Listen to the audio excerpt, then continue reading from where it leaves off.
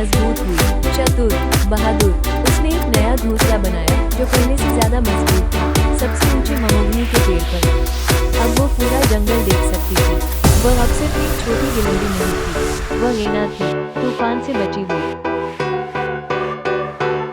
एक गर्मियों में जंगल के किनारे पर एक भयानक आग फैल गई।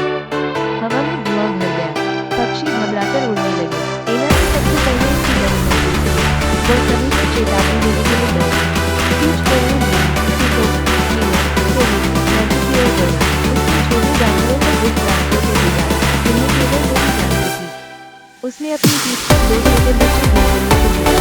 उसने दर्जनों गिलहरियों को सुरक्षित स्थान पर पहुंचाया। जब आग बुझ गई और बारिश हुई, तो जंगल में राहत की सांस आई।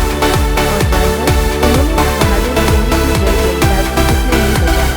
एना सिर्फ एक जिज्ञासु हुआ करता कि कहीं अड़चन बन गई। वो एक नेता थी, एक रक्षक। एना ने कई मौसम देखे।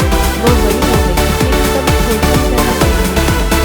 उसने अपने बच्चे लिए, और उसने उन्हें वो सब सिखाया जो उसने सीखा था। हमेशा जिज्ञासु बने रहो, हमेशा दयालु बनो, और याद रखो, सबसे छोटे पंजे भी सबसे बड़े पर्चे में खेल सकते हैं। और आज भी दिल्ली जंगल की गहराई में जानवर अभी भी एना की कहानियां सुनाते हैं। वो गिलहरी जो आसमान से गिरी और एक प्यारा किरदार बन गई। एना की कहानी हमें सिखाती है कि सबसे छोटे जीव भी सबसे बड़ा साहस रख सकते हैं। उसने आसान जीवन नहीं चुना, उसने एक सार्थक जीवन चुना, और इससे बहुत फर्क पड़ा। एना की सच्ची कहानी का नैतिक नंबर 1, जिज्ञासा खोज की ओर ले जाती है। नंबर 2, बहादुरी कठिन क्षणों में पैदा होती है।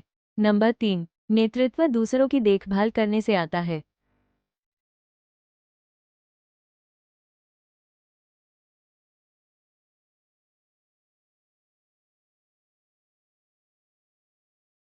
For more videos, please visit my channel Green India. For more love, please like, share and subscribe.